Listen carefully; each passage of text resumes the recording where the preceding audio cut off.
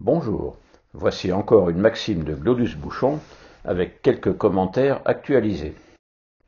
Glodius, en tant que coach pour dirigeants, traite beaucoup du management, mais il s'intéresse aussi à nos relations dans la vie de tous les jours. Il a par exemple son point de vue sur les gens difficiles à supporter. Alors cette semaine, ça s'adresse à tout le monde, hein. Alors ça dit ça. Un pénible, ça ne suffit pas d'avoir raison, il lui faut en plus que les autres ils aient tort, hein. Je ne sais pas si vous en connaissez des comme ça, hein. Et vous, qu'en pensez-vous? Et vous, qu'en pensez-vous? Moi, je n'ai rien contre certaines joutes oratoires, dans la mesure où ça reste un jeu, mais cette volonté d'avoir toujours le dernier mot conduit parfois à de réels conflits. On peut avoir des certitudes et avoir envie de les partager, mais on n'impose pas ce qui n'est qu'un point de vue.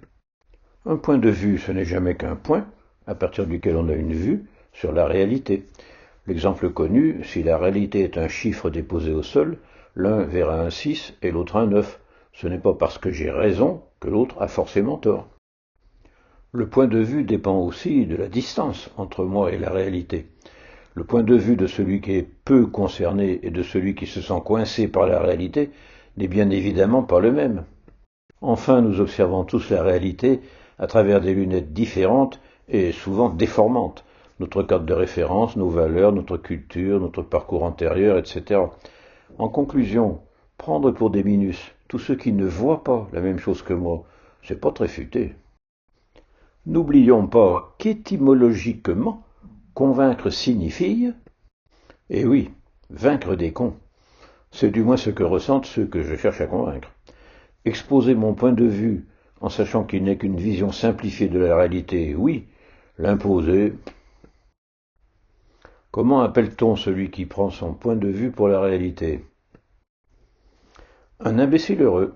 Imbécile car il manque d'informations pour comprendre la réalité, et heureux car il croit avoir tout compris. Dans le genre casse-pied, il existe une variante, ce sont les redresseurs de faute de frappe. Votre doigt a raté une touche et il vous réexplique toutes les règles d'accord du participe passé. J'adore. C'est tout pour aujourd'hui. Pour la suite, eh bien, c'est vous qui voyez. Et bien sûr, tournez-vous dans le sens des vents favorables, c'est tellement plus cool.